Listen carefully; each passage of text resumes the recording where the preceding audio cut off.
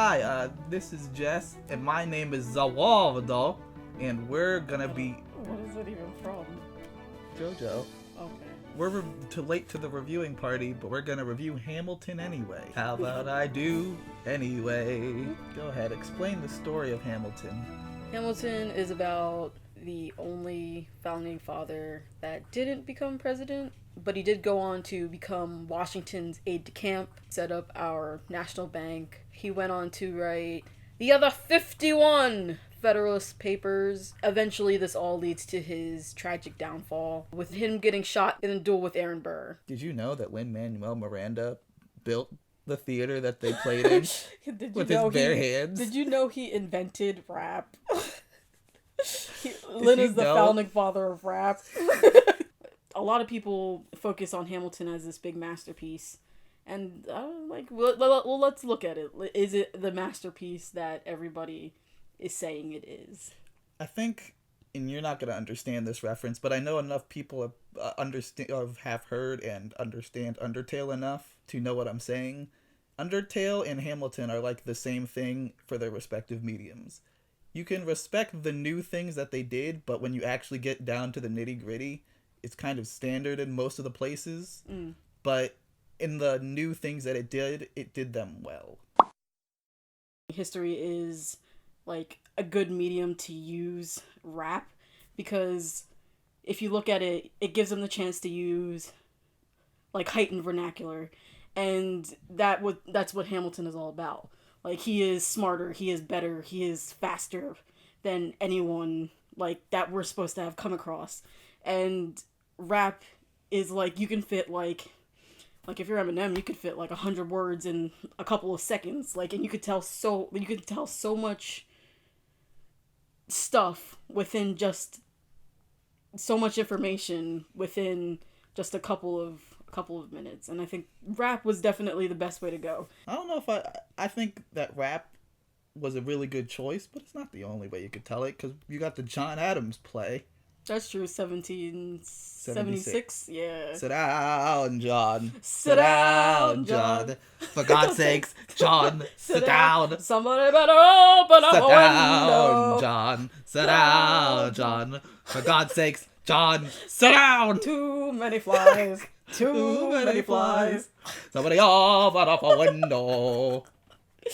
He's kind of like Hamilton. Like, they're all the same person, basically. All the founding fathers are literally the same person. It's just that you can't throw that type of person together and make them agree on points they don't agree on. Exactly, yeah. Here's a question. Who's your favorite founding father? Ben Franklin. Yep. Ben Franklin is the best. The swankiest man you've he ever got done all known. the booty. All of it. He got all the booty, and he got all the inventions. Wrong play. Alright. So, yes, the music was effective. Was it anything that we hadn't seen before? I guess, like, coming from someone who listens to hip-hop and listens to the old stuff, the good stuff, no. And it wasn't really... It's good. It's great. Like, I really love it. And from a hip-hop fan, I think he did a great job. And I listen to the songs constantly. But when I was listening to the album, because I listened to the album first before I saw the play, listening to the album, I'm like, oh, this sounds like this. This sounds like Destiny's Child. And, like, I was like, these all sound like something. These beats, you know what I mean? Like, that's like the beat of our people. Like, that's such a simple, like, and there's nothing wrong with that. But it's still something I've heard before. And most of them seem to play off of that type of beat anyway, like reference. Yeah, like it's most of them are just kind of variations on that, and well, that's most music in general. But it's like, I feel like a lot of people are like, Jesus Christ, I never seen this before in my life. How did he do it? And I think that's because the people that go to Broadway shows, a lot of them, like me, yeah, people. We don't listen to hip hop and rap, so it's like, whoa. And that's why it's so mind blowing. But when I was listening to that one, I'm like, yeah, this is good. I'm into it. But I've heard it before. For somebody like me, except I know enough about music to spot the base. I can always spot the skeletal structure of like songs, and I can spot the things that everybody uses, and I can hear them all the time, and It still sounds. It's. I'm all. Whenever somebody makes a melody that I haven't heard before at all, and that always is what I like the most. It surprises you and catches you off guard, and it's like, oh, it's nice. Even more impressive is when somebody can make a bass I've never heard before. The song that he goes into 7/8 time, which is Lee, do you yield? You shot him in the side. Yes, he yields. I'm satisfied. Yo, we gotta clear the field. Yo, we won. Here comes a general. This should be fun. What is the meaning of this? We're starving. We're all dying. It's freezing. We're eating our horses. And you guys are shooting each other. Fuck you, I'm going home. The revolution is over. We're done. That was a little different. And it's only one little section, but like it's something. It's because it's different. Like it's in a different time. It makes your ear listen. I think that Lin uses his resources very wisely. He knows what he's good at. He knows his hip-hop history, and he obviously knows he did his research for this play, and he knows that history. And so these three things combined, he does a great job using his lyrical and historical knowledge to tell this story. It's just the musical aspect of it, which everybody is raving about, has been done before. If I had to pick a piece of this play that I thought was done to like masterpiece standards, it would be like the storytelling. And I think that Lin did a great job with how because using the use of like leitmotifs isn't a new thing. It's in like kind of every type of storytelling there is. Lin did a great job of picking the most dramatic moments and intertwining them with his heightened language and with his use of the leitmotif, where to the point where like things were put at the exact spot at the exact right time. Like everything allows you to feel the way you're supposed to be feeling. Everything is heightened at the right spot. Everything has a lull at the right spot. Like that to me, his storytelling is what takes this play to the next level. Except he picked good points in history, for the most part, spare for, the king just popping in to say hey. This play is like so long, and that's fine, but like there's this unnecessary character that you could just take out, and he's there for comic relief and all that kind of stuff, and that's King George. If you take him out of the play, the story doesn't change at all.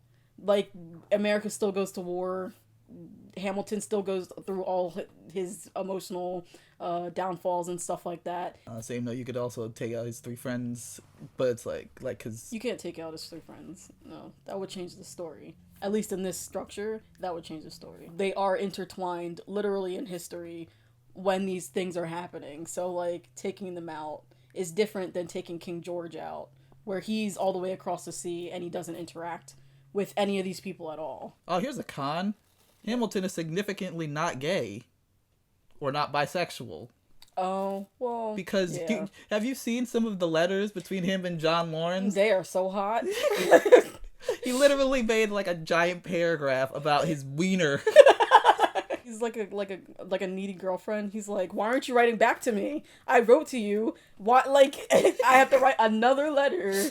Let me describe my wiener for you. It's like the ye olden nudes. Oh my god.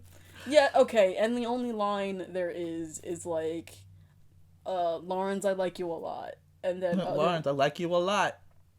That's it. I mean, if anything, that would actually kind of help. Because if he showed much more affection for other people than Eliza, it would have primed the audience for his betrayal. It would have seemed more in character, because you would have known, that he has been known to go on like These tangents. Yeah, these flings and tangents, showing that he was communicating with John Lawrence during his marriage and like in that flowery way. Yeah, in that flowery, explicitly galley type greatness, because his character is all about thinking ahead, and he's portrayed as somebody who is smart or way beyond his years and way beyond where he stands in time. So you would think that somebody like that would understand that this was a bad idea, that this would ruin my career if people found out. It seems like he wouldn't have made that decision. But adding John Lawrence in there, because he did write to John Lawrence while he was married and while he was courting Eliza and stuff like that, it would have shown that his affections didn't always lie where they were supposed to. Which I feel you on that. Make it gayer. Always make it gayer. You can't go wrong. Alright, that's our review. Thank you for watching, and subscribe and like if you liked what you saw here, and leave a comment down below if you think we're wrong that we didn't call Hamilton the masterpiece that it is.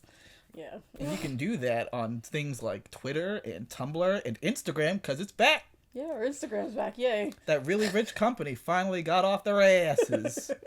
And yes, alright. And you can see us in the next review. To be continued. Dun, dun, dun. Alright, see you in a couple. Bum bum ba da dum ba da ba da da ba da dum da da